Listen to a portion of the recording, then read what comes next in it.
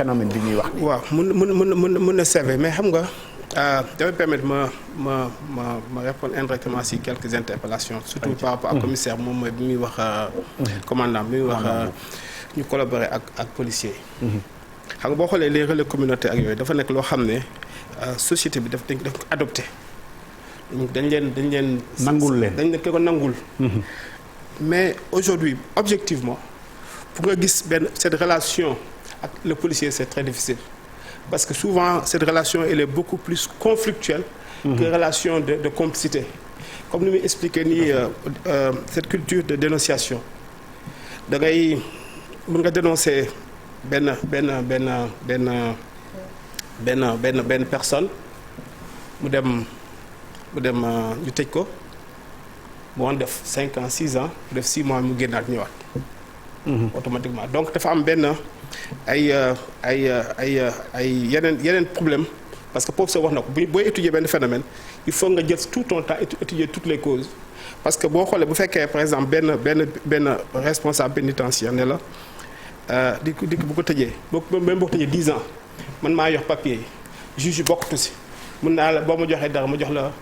1 an nga génnaat est-ce que jàngat nañ loolu est-ce que jàng nañ comportement wu garde pénitentiaire ñi garde prisonnier ban relation nañu am est-ce que corruption bi le policier bi toog par exemple kii jaay drogue amaane na dañ ko junj xam junj maanaam comme li ñuy wax rek ñiy sàcc ginaar ñu ngi leen tëj lu bëri waaye ñiy def njombe yu rëy yi ñoom ñu ngi taxawal doxam ci dëkk bi amaana kii jaay drogue nekk cause problème yëpp mooy comme ni ñuy cartographier problème bi lan moo tax ñoom ñu am sañ-sañu guddeeg bëccëg di jaay drogue amaana day am complicité ak dara fekku leen ci day am complicité loolu boo ko étudié wul ba xam relation yëpp amaana na li nga bëgg faj doo ko faj parce que ki ngay dénoncé nga foog ne da tëj 2 ans amaana corruption bi parce que violence institutionnelle bi dafay justifier lu bëri ci violence sociale c'est ça violence institutionnelle moo tax ñu wax ko moytu gis nga dëkk bu bëgg dem il faut que institution ñu jaar yoon il faut que lépp jaar yoon am na ñenn ñoo xam ne lépp loolu mën a reprocher ba mu des yenn degré de corruption à certains niveaux je pense c'est important loolu moo tax ci corona bi nga gis solidarité bi am ñu santi ko mu naturel amaana na mën naa am 2 anecdotes un peu pour éviter ci yenn théories bi ma nekk lycée Lamine Gueye fa laa jàngee benn bés dama doon def pièce d'identité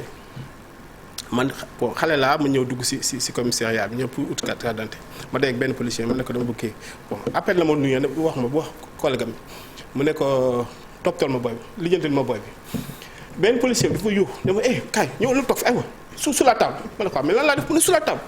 ma ne ko laa def mu ne ma kii wax li ma toppatoo la ma ne ko mais dama wut ko pièce d'identité xoolal xamagul sax lu may wut déjà yuuxu na ma gëdd na ma di ma toogloo si suuf déjà cette relation qui est très conflictuelle man jóge naa lycée Lamine Gueye même période bi dama seeti sama benn camarade temps période de grève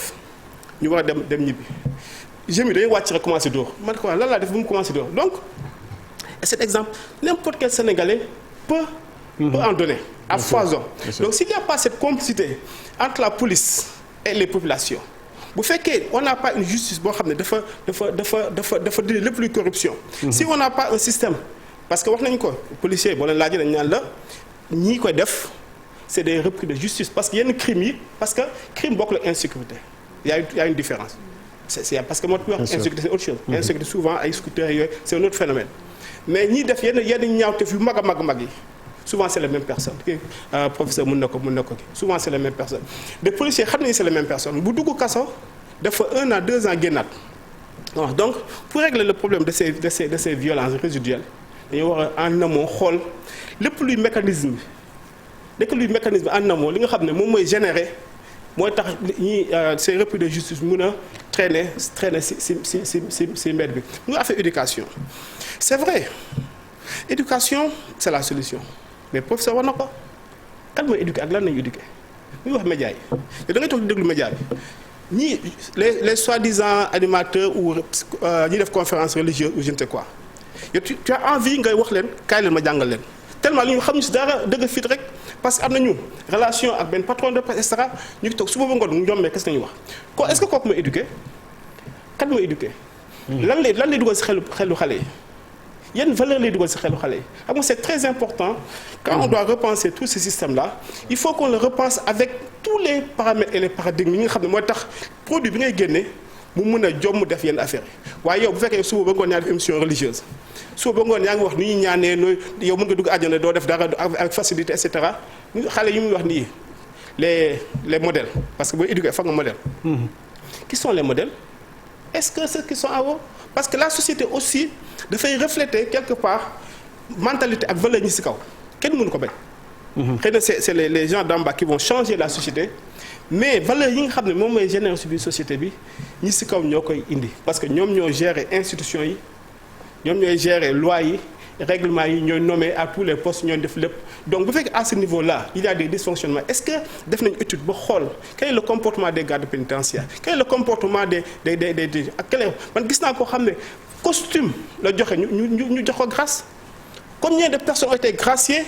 alors que defuñu sa appel alors que pour ñu gaa foog def appel qui a été à l'origine de tout cela ak dañ ko gracier def appel il y a quelqu'un qui a fait un crime extraordinaire il a été gracié des personnes ont tué 2 personnes ñu kii leen. grâce bi normalement les crimes de sang yooyu bon bokk ci. est-ce que dans la réalité Abdoulaye. voilà est-ce que dans la réalité gisoon ñu grâce. non réalité bi gis nañu lu raw loolu. ça signifie quoi ça signifie quoi le cas de Wuri Diallo defe naa ni. ça signifie quoi ça signifie que les institutions parce que violence institutionnelle médicament moom crime mënu ko weesu. voilà. des violences institutionnelles ñooy générer les violences résiduelles. par ailleurs ñu ngi xaar résultat enquête bi. ñooy générer lan moo tax léegi boo jàppee sa sàcc wala boo jàppee sa kii doo ko bëgg yóbbu police lan moo tax doo ko bëgg dénoncer pourquoi du mujj fenn ñu bëri sentiment ba ñu am dañu am sentiment perception que boo jàppee agresseur. ça sert à rien. mais ñu wax quand même ni fajal sa bopp moom. non du solution non on cherche les causes. pourquoi ñooñu ñu kii leen parce que yow yaa ngi ko dóor mais yow doo ko yóbbu quel que soit alpha ce premier réflexe nekk lu yóbbu police pourquoi on doit s'interroger quel est le rapport entre la population et les forces de l'ordre est-ce que c'est une relation de complicité ou c'est une relation coloniale parce que tout le temps des colons ñoom dañuy réprimer rek dañuy gis rob et dool dañuy dóor rek est-ce que dañuy dóor est-ce que mun yow am nga fit toog si mbedd bi toog di waxtaan ak policier déjà xool bi mu lay xool autorité la lay xool mais quel que soit ce grade quel que soit le truc tant que la ko français daal luy jub daal duñ daal je m'excuse mais je blague un peu mais am na yenn kii yoo xam moo tax mais sinon de population en majorité boo defoon sondage nga interroger leen tu vas te rendre compte qu'il y a pas cette complicité. Ils ont plus peur du policier. mais magistrature bi noonu la mel même boo demee au niveau des hôpitaux ak yenn accueil pourquoi accueil pose des problèmes parce que la relation qu'il y a entre ces institutions là. et le truc c'est une relation d'autorité de condescendance et puis il y a une certaine patrimonialisation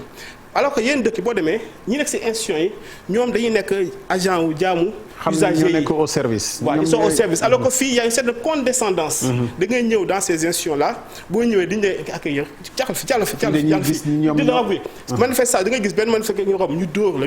comment ki ngay dóor guddeeg bëccëg comment ki nga xam ne bu ñëw ñemewu la sax laaj fan mooy yoonu géejewaay ñemewu ko laaj tellement da ngay ñàngal sa kanam comment boo xam ne boo ko jàppee doo taxaw da ngay toog fi taxaw fële ngay taxaw di xaar mu ñëw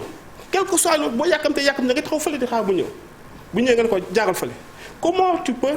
développer une complicité avec cet agent c'est pas possible donc si on doit développer cette culture de dénonciation on doit d'abord développer une culture de complicité d'abord avec les agents deuxièmement que li ngay def mu am njeexital parce que yow duñ la sàcc wala ñu agressé la nga dénoncé dem une semaine après 10 jours après nga gisaat waa ji bu lay mbëlee et waa jooju moom mooy ëllëg bi devenir progressivement le criminel dangereux parce que comme ni ko professeur waxee tàmm de kaso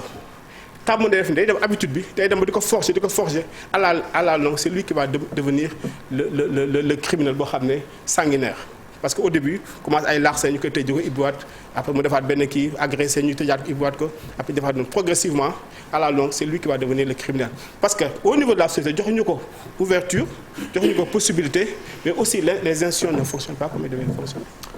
Mamadou Gueye maa ngi ñëw xam naa ni tour de table bi ci yow la war a dellu si alors maa ngi en ligne ak docteur Amadou Sow est-ce que mu ngi ñuy dégg. waaw Abdoulaye maa ngi lay docteur ñu ngi lay gërëm bu baax merci ci disponibilité médecin légiste xam nga légiste bu ñu ko waxee fii ci réew mi peut-être que ñu ngi tàmbali di ko xam wax dëgg